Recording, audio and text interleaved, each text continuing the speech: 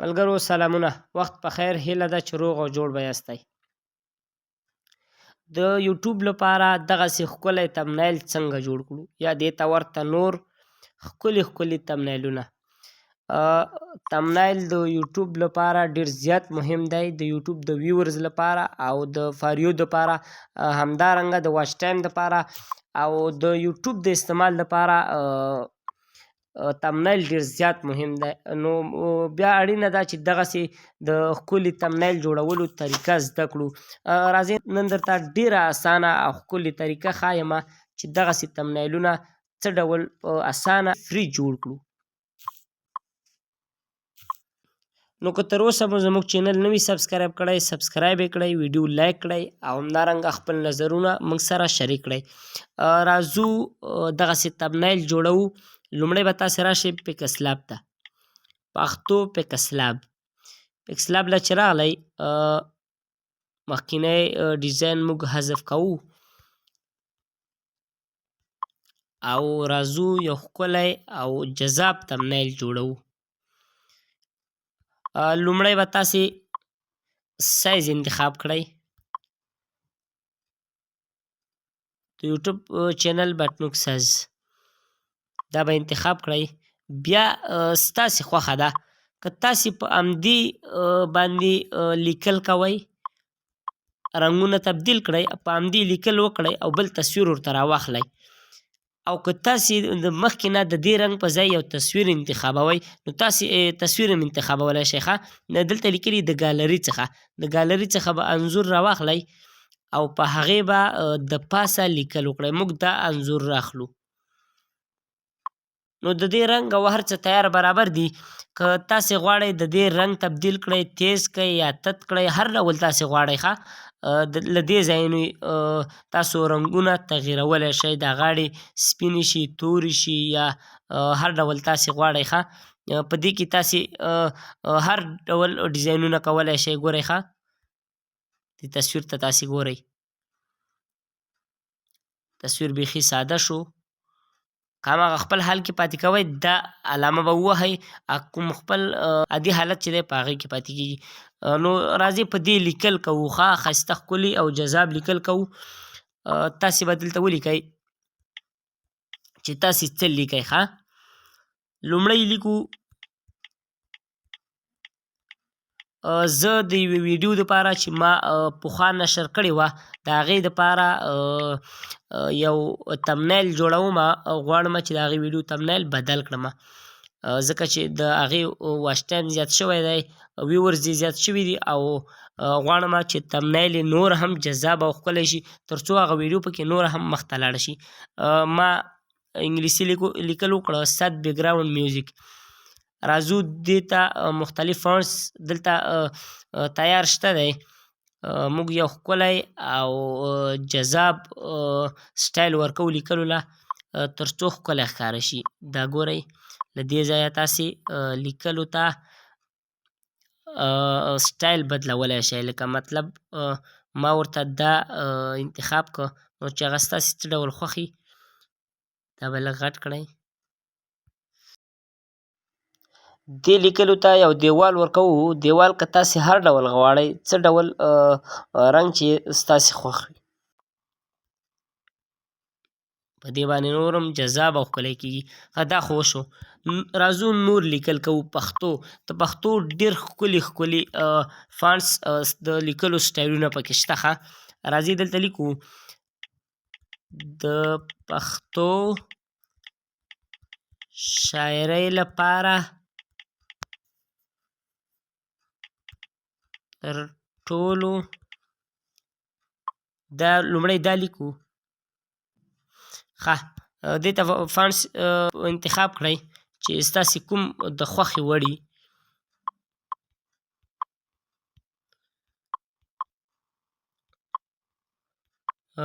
راځئ دا انتخابوو.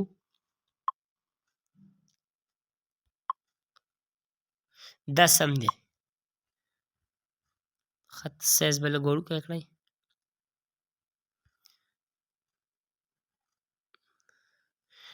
دې له به دیوال ورکړئ چې کوم ستاسې په طبع وي او ستاسې د خوښې وړي. راځئ دې رنګ بدلوو. رنګ به سور رنګ ورکړو یا ورته زیړ رنګ ورکوو. زیړ رنګ هم ورکړو. نو دا ډېر ښکلی ډیزاین شو. بیا به داسې کار وکړئ ښه، که تاسې غواړئ په همدې رنګ کې او په همدې فانټس کې همدغه لیکل نور وکړئ. مطلب که تاسې بیا دومره لیکل کوئ او دغه فانټس ورکوئ، دیوال ورکوئ، تاسې په هغې باندې ستړي کېږئ. دا به کلیک کړئ، دا به کاپي کړئ. چې کاپي هم کړه، په دې به ډبل کلیک وکړئ، دا لیکل به وران کړئ او دلته به نور لیکل وکړئ. لکه ما هلته لیکلي چې د پښتو شاعرۍ لپاره تر ټولو غمګین، تر ټولو مې لیکلي غمګین، دلته لیکو ښه، غمګین ساز ښه. هماغه لیکل دي، هماغه فانټس دی، هماغه رنګ دی. کاپي هم کړه او ډایرکټ هم دلته راوړه ښه. راځو دا دلته رانږدې کوو تر څو ښکلی ښکاره شي او جذاب ښکاره شي ښه. دلته زما ویډیو چې کومه ده هغې 15,000 او 600 ویورز اخیستي. 15K پلس ویورز. په همدې ست بیکګراونډ میوزیک په دې فانټ کې مې همدغه لیکل هم وکړه. راځئ دې ته یوازې رنګ بدلوو ښه. رنګ که تاسې هر رنګ ورکوئ، فرض کړه موږ دې ته تور رنګ ورکوو، تور. دیوال به ورته بدل کړئ، دیوال به سپین ورکړئ ښه چې ښکلی شي. یا که تاسې هر رنګ ورکوئ، رنګ ورته بدل کړئ.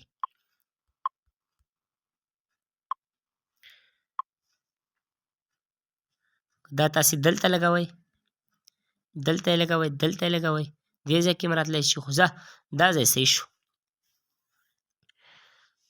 په دې کې تاسې د دې لیکلو شاته یو توره ټاپه غوندې هم لګولی شئ. ګورئ ښه، دا شغله زیاتېږي. د دې رنګ به تغییر کړئ، فرض کړه سپین شو. داسې نور هم جذاب او ښکلی راځي. راځو همدلته یې هم ورته سایه ورته وایي، سوری. دلته هم ورته زیات کړه. نو ډېر یو ښکلی او ښایسته تمنیل شو. که تاسې غواړئ د دې څخه یوه سپینه کرښه تاوه کړئ، هغه هم کولی شئ.